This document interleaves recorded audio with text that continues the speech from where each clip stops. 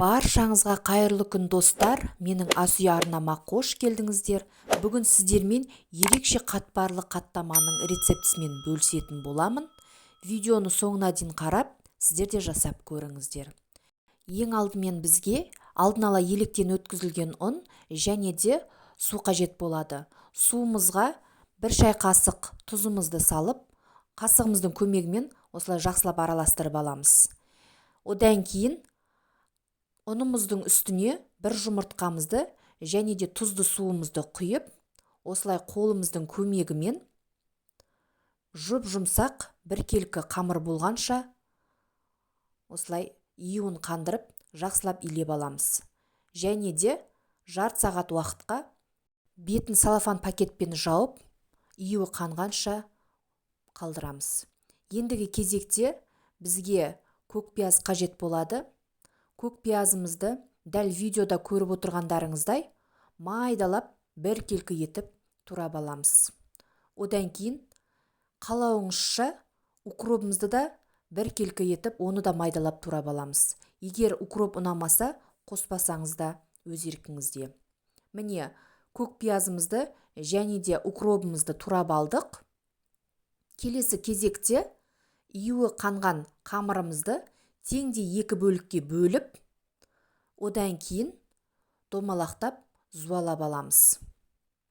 Дәл осы ретпен зуалап алынған қамырларымызды жаюға кірісеміз.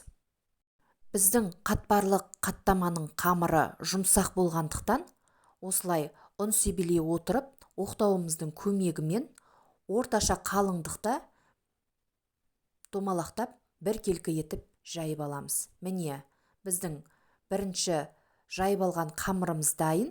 Келесі кезекте алдын ала ерітіп алған сары майымызды осылай қамырымызға 1 тегіс етіп, барлық жеріне жұқалап жайып шығамыз. Одан кейін алдын ала турап алған көкпиязымыз бен укропымызды да осылай қолымызбен себелей отырып, барлық жеріне сеуіп шығамыз. Келесі кезекте екінші зуаламызды да жайып, 2 қамырды бір-біріне беттестіреміз. Одан кейін үстіне қалған аскөктерімізді осылай сеуіп, дайындап аламыз. Дәл осы ретпен ендігі кезекте қамырларымызды ұзынша етіп, дәл видеода көріп отырғандарыңыздай кесіп аламыз. Одан кейін қамырларымызды біріктіріп, осылай рулет тәріздес етіп орап шығамыз да 10-15 минутқа қалдырамыз. Міне, біздің қамырларымыз жаюға дайын. Дәл осы ретпен ешқандай ұнсыз оқтауымыздың көмегімен домалақ етіп жайып аламыз. Ендігі кезекте алдын ала қызып тұрған табамызда жайып алған қаттамамызды 2 жағын бірдей сарғайғанша 1 келкі етіп пісіріп алатын боламыз. Рецепт ұнап жатса, қазақша контенттің дамуына сіз де өз үлесіңізді қоса кетіңіз. Ол үшін менің арнама тіркеліп, лайк басып, және де өз пікіріңізді қалдыра кетуді де ұмытпаңыз. Міне, біздің қатпарлы қаттамаларымыз дайын.